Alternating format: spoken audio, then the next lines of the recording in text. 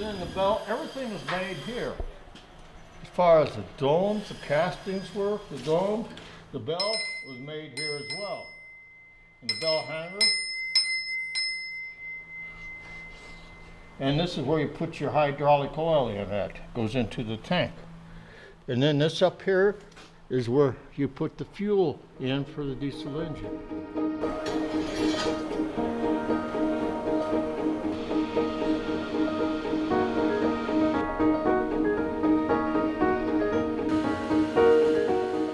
The Second World War come along, and then they needed people to work on the railroads because the men were all going off in the service. Well, my father was 4F.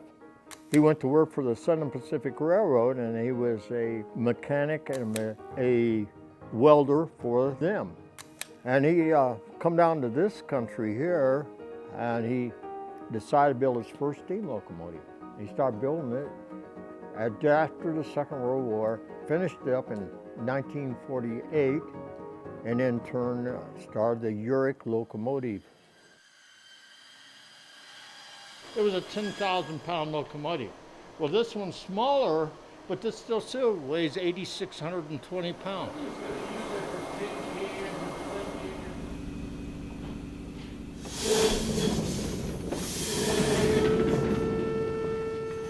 My father and my mother says, what are we going to do with this kid? Anyway, he would take me to work with him.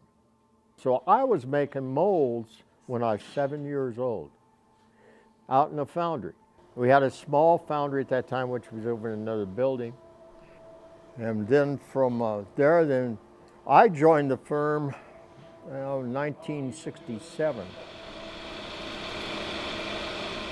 Business here has foundry capability. It makes iron, bronze, brass, and aluminum here at this foundry. We got a local well drilling company here for water. He can't get parts. We can make those parts. So we turn around and we go and make the parts for him. He can't go over there to the hardware store and stuff like that to find those parts. But we make all kinds of other things besides that.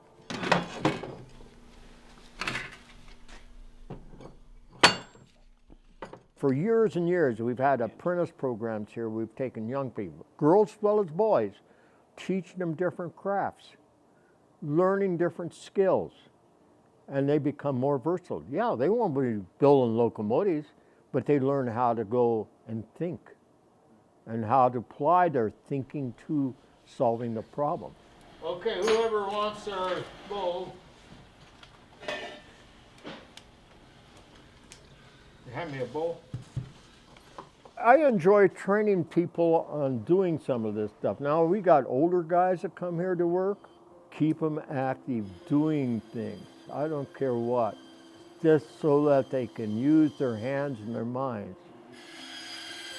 Tom here, he retired from the post office department. But he's going to becoming one of the best fabricators I've seen around. And now fabricators is figuring how to shape metal through doing something with it. Mike, Mike is 77, I think now.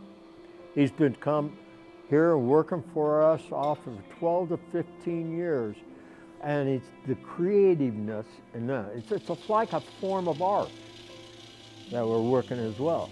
And this art, you go along and you say, build this locomotive, build it around so it's functionable and so that it has the looks and the desires and it runs and it lasts for 40 years.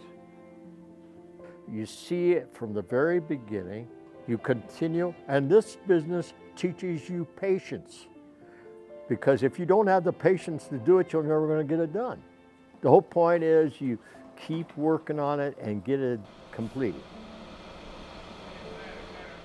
But this is what it comes down to, is getting something, and it's like a form of art for us as well.